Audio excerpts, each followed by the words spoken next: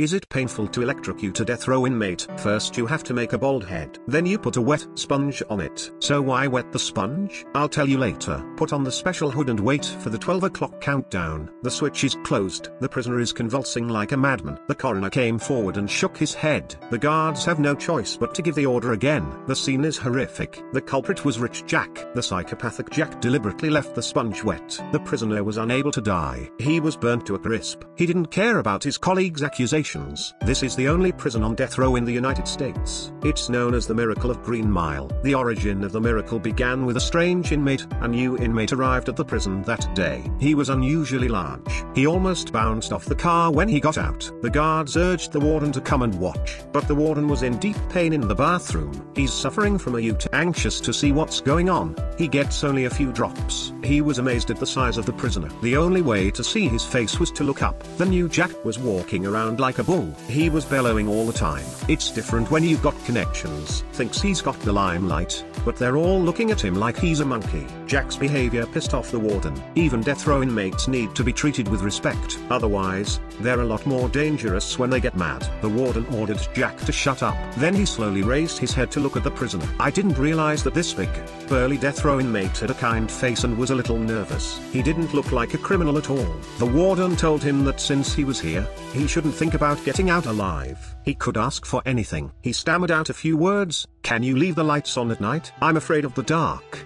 The big man's answer made the warden wonder. How could such a prisoner be on death row? Finally, the big man shook the warden's hand with trepidation. He introduced himself as Coffee. He didn't look like a bad guy at all. The warden pulled out his file, curious to see what he'd done. Turns out Coffee had killed 2 little girls. Not long ago, a farmer found his daughters missing. The whole village searched for them. Coffee was found by the river, covered in blood, holding the girls' bodies. There was no one else at the scene, so there's no evidence of a crime. Is he really the murderer? In the middle of the night, the warden had to pee. He covered himself and rushed to the toilet, but he couldn't hold it any longer. The pain made him fall to his knees and he had to do it on the floor. A grown man has to live with this. Today a prisoner's sentence is up. The barber carefully shaved his hair. He walks through the green corridor. A sponge with water is placed on top of the prisoner's head and a cap is put on. Jack was lucky enough to watch the whole thing. He asked why the sponge was soaked in water. His colleague told him that the sponge was soaked so that the prisoner wouldn't be in pain. Jack was humiliated by the prisoner who had just been executed. But the captain finds out. He warned Jack that his debt was paid and that he owed no one else. Keep your hands off him. Undeterred, Jack offered the warden to execute the next prisoner himself. If you agree, I'll get you out of here and get you off my back.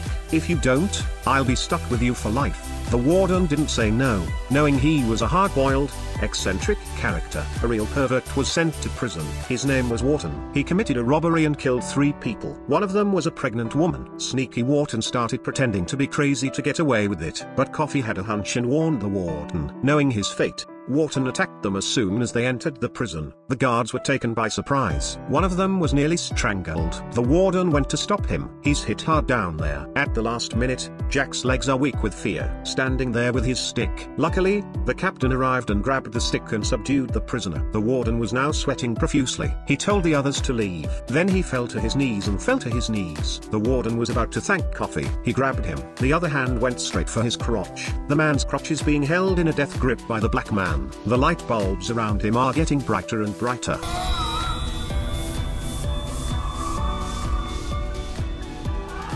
By the time Coffee lets go, the warden is crouching comfortably on the floor, and Coffee coughs. A horrific scene ensues. A mass of worms flies out of his mouth. Coffee tells the warden, I've cured you. Can't you feel it? I'm tired and I need to rest. The warden goes to the bathroom, not knowing what's going on. And then he's all happy about it. When he got home, the warden looked at his wife.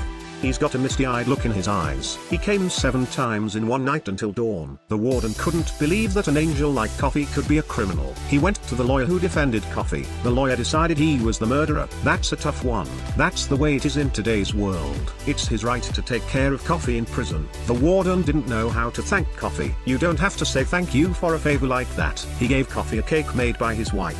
Coffee gave it to the other inmates. He didn't give it to the new pervert. We'll find out why later. The warden warns the pervert to behave. What they got in return was a mouthful of spit and piss on the guards. They couldn't take it anymore. They flushed the pervert all day and all night under the pretext of cleaning his cell. They put him in the utility room. They let him out a week later, and he sprayed a mouthful of chocolate biscuits into the captain's face. They had to put the pervert in the utility room again. The pervert is locked up. There's another one out there who's even sicker. Jack gets off on cancelling death row every day, taking out a pet rat. He's turned the prison upside down. The warden couldn't do anything about his arrogance, but this time he couldn't get away with it. Jack was so pleased with himself that he was strangled by a pervert, kissed him like a madman. He gave him a full body massage. He's got a filthy mouth on him. The others rushed to help, but Jack's pissing himself. He'd been humiliated. He couldn't get away with it anymore. He was humiliated, and he's being mocked by the death row inmates, a bully. This pet rat is owned by a death row inmate named Jinx. He's the death row inmate's spirit. He had a toy made for him. He accidentally threw it out of the room. Jinx chased him down the corridor. Jack was waiting for him. Jack stomped Jinx to death. Jinx was his last resort. The death row inmate was devastated, but Jack was cocky. He's gone. That's when Coffee struck again. There's still time. The warden obediently held Jinx up. The others were amazed. The warden handed him to Coffee. Coffee held him tightly. Then a tail began to wag from side to side. As the lights flickered, Jinx came back to life. With a cough from Coffee, Jinx walked towards his master. Then more flying insects flew out of Coffee's mouth. The guards are shocked at the sight. Subsequently, the captain and the warden joined forces to give Jack a hard time, to force him to leave the prison. But Jack made one condition. He wanted to carry out the execution himself. If he agreed to that, he'd leave immediately. Otherwise, with his connections, he could stay here for the rest of his life. No one can touch him. The warden had no choice. He had to do it to get rid of this pestilence. This time it's the same death row inmate who laughed at Jack. His execution date was fast approaching, so Jinx was handed over to Coffee. He's being carried by 4 guards to his final resting place. Jack was in charge of the execution. A wet sponge would have made the death less painful, but Jack had deliberately not wet the sponge. It's thundering outside. Jack was like a demon. After 12 o'clock the switch was closed. The horrible screams disturbed everyone. There's something wrong here. The warden tried to switch it off, but the captain stopped him. Because of this, the power was switched off. The suffering of the prisoners will continue. The whole room smells of burning. On the other side of the room, Coffee was suffering as much as he was experiencing it. The perverts were also very excited. The spectators were in an uproar. The prisoner left in the most painful way possible, and Jack was completely dumbfounded. He knew he had committed an unforgivable sin, but the warden couldn't do anything about it. He's got a lot of power. The warden asked Coffee to send a message to a superior. He asked Coffee to treat the wife of a superior. The woman was terminally ill with cancer. Coffee came to the woman, facing the strong Coffee. The woman is terrified. Coffee smiles kindly, then he slowly approaches her cheek. The woman's husband is at the edge of the room, wondering what he's thinking. The woman's mouth begins to glow. Then time stops and the whole neighborhood starts to crumble. The whole house shakes. The woman's face begins to color. It's a miracle. And Coffee started coughing like crazy again. But this time, nothing horrible happened. No flying insects were spat out. The woman was cured enough to stand up. She gave Coffee a ranger amulet. Coffee didn't spit the bugs out this time. He was so exhausted he had to be carried back. Jack didn't leave as promised. He told the warden to wait and see. The warden couldn't do anything about it. He was passing by Coffee's cell when he was grabbed by Coffee. Coffee grabbed him. Coffee spat all the bugs in Jack's mouth. Then Jack's face changed. He moved forward in a trance. He stopped in front of the pervert's cell. He knew he was done for, and he wept tears of remorse. He looked at the pervert in his cell, just like himself. Jack shot him. The guards ran to stop him, but it was too late. The pervert was dead. Jack falls to the ground, and eventually a million flying insects come out. Does this mean he's forgiven? In the end, Jack goes insane and is sent to a mental institution. The warden asks Coffee why he did it. Coffee put his hand out. He passed on his powers to the warden. A picture entered the warden's mind. The demon was responsible for the deaths of the 2 little girls. It was a brutal act. The memories were painful for the warden. Coffee said, "This is my pain. I must suffer the pain of the world." Soon Coffee's sentence was up. The warden knows he's innocent but can't do anything about it. The warden asked Coffee what he could do for you. "Is there anything else you want?" "I'll do anything you want." like letting you go as far away as you can go. But coffee says, I'm tired.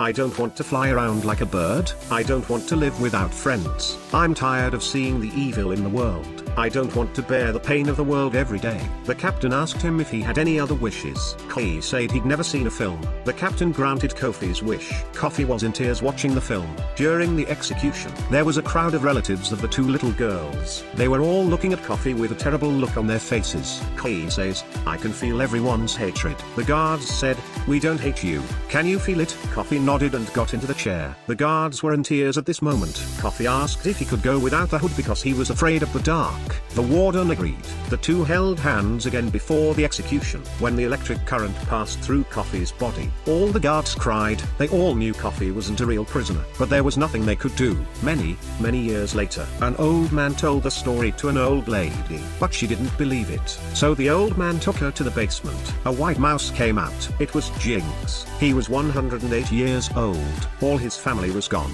All that's left is the gift that Kofi left him. Today, in his 108th year, the warden saw his loved ones die of old age. It was the angel's gift and his curse. He can live forever, but he must endure loneliness and pain of the world. Death is not the greatest tragedy in the world. It's living in hopelessness.